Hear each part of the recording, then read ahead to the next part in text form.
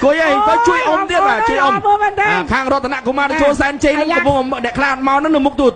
បាទកំពុងតែមើលហើយឥឡូវមកលេងគ្នាឥឡូវจะមើលសរៃឬរតនៈបាទអីយ៉ាអូល្អណាស់ណាលោកពឿនល្អមែនទេស័ក្តិសមទៅជើងខ្លាំងចាលោកអង្គញាអ្នកអង្គញាទូនេះជាគូឯងរបស់ថ្នាក់ជាតិទៀតបាទសរៃទៅចូលសែនជ័យមកពីបាទពីជ័យរាំងសីពុកអស័យសក្តាជាមួយរតនកុមារដែលចូលសែនជ័យ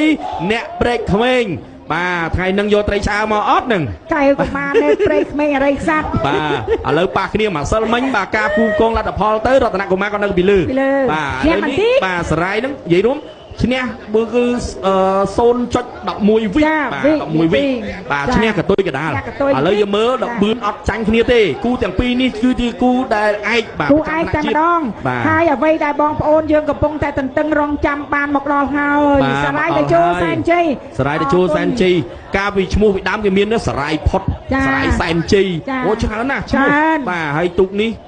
នៅសម័យព្រះរាជានោះគឺវិជាឲ្យទៅទិញនោះម្ចាស់ការបាទយកមកនេះប្រវត្តិខ្លះឥឡូវយើងគុំនិយាយយើងនិយាយតែលោកបឿនទាំងពីរវិញបាទលេងគ្នាទូកខ្លាំងប្រចាំខេត្តកណ្ដាលណាមកចំហៀងម្នាក់ឥឡូវយើងយករងចាំមើលយ៉ាងម៉េចសិតអាអ្នកជើងទឹកដូចគ្នាទេណាបាទចានិយាយពីសរាយដែលចូលសែនជ័យមិនដែលធ្លាក់ក្រោមលេខ6ទេអត់ដែលទេបាទមានលេខ2លេខ1លេខ2លេខ3លេខ4លេខ5បាទឆ្នាំមុនលេខ5លេខ5អត់ដែលដល់លេខ6ទេនិយាយរួមអញ្ចឹងតាបាទឥឡូវយើងមើលបាទសរៃដែលចូលសែនជ័យឯកស្ថានពណ៌ខ្មៅបាទចុងយ៉ាវ៉ាពណ៌សខ្សែទឹកខាងក្នុងចំណែកឯរតនកុមារដែលចូលសែនជ័យបាទព្រែកក្មេងក្រុងអរិយស័ក្តិបាទយ៉ាងម៉េចទៅហើយបាទវត្តកែវកុមារណេតលេងគូឯកឥឡូវសុំសម្លេងហួយខ្លាំងមួយមកបាទខ្សែទឹកខាងក្នុងដល់បន្តិចហើយសរៃដែលឥឡូវនេះយើងមើលបាទនេះកំពុងតែលេងគ្នា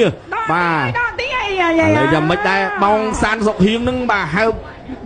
គូដៃលេងអង្គុយឯងទៅជួយអ៊ំទៀតបាទជួយអ៊ំខាងរតនកុមារទៅចូលសែនជ័យនឹងកំពុងអ្នកខ្លាចមកនឹងនៅមុខទូ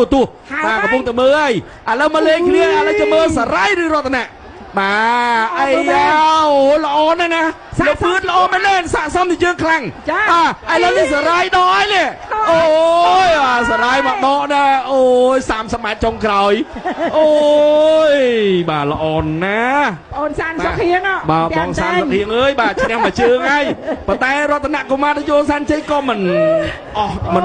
អត់ដែរណាមិនធម្មតាទេល្អអីល្អយ៉ាងនេះតាំងពី0ម៉ែត្ររហូតដល់1700ម៉ែត្រគឺលេងគ្នាតែ30ម៉ែត្រចុងក្រោយទេ